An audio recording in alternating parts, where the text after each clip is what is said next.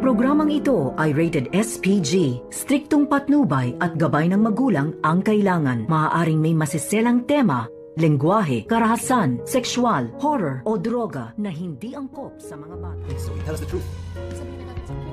Are you serious? Zoe, tell us the truth!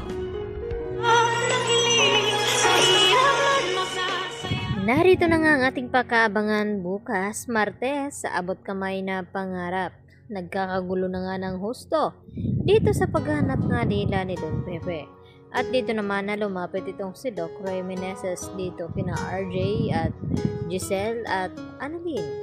At nagtanong ito na kung nasaan nga itong si Zoe at nalaman nila na umalis na nga itong si Zoe dahil sa nangyari daw di umano sa nawala na si Don Pepe. Subalit hindi iyon ang nararamdaman ni Annalyn dahil malakas ang kanyang kutob na kaya umalis itong si Zoe upang pinuntahan na nga itong si Moira dahil tumawag nga ito dito sa cellphone ni Zoe. At yun naman ay sinabi ni Giselle na tama nga siguro na may kinalaman talaga itong si Zoe. At dito naman na hindi sumang-ayon itong si RJ sa mga paratang dito ni Giselle sa kanyang anak. At upang makumpirma ay agad na pumunta sila dito sa East Ridge at hinatid nga itong si Annalyn. At dito naman na narinig ni Carlos itong si Giselle kung nasaan nga daw itong si Zoe. At dito nga na nagtataka itong si Giselle na kung bakit tila nag-aalala itong si Carlos dito kay Zoe. Na kung bakit mas kinakampihan ngayon ni Carlos itong si Zoe kaysa kay Annalyn na anak ng kanyang asawa. At dito naman na inamin ni Carlos sa kanila kunwari na talagang nag-uusap daw talaga sila ni Zoe dahil wala daw siyang makakausap at nagtatawagan nga sila dahil sa sinabi dito ni Annalyn na kung bakit daw ay tumawag itong si Carlos kay Zoe.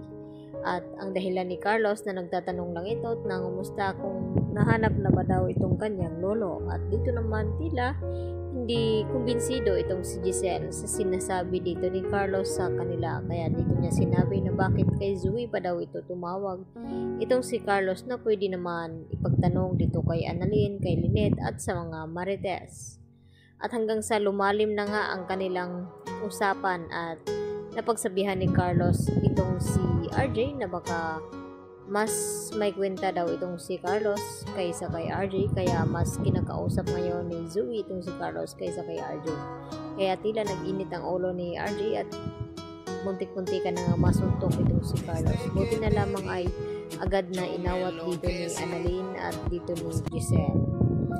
Hanggang sa pagka-uwi sa bahay ay walang bukang bibig itong si Giselle kundi may sabuatan nga daw itong si Moira at ito na nga si Zoe hanggang sa nasampal ni Giselle itong si RJ dahil hindi nga siya pinapaniwalaan ito at nasumbat ni RJ dito kay Giselle na palibhasa hindi daw nararanasan ni Giselle na magkakaroon nga ng anak dahil nga sa ugali daw nito.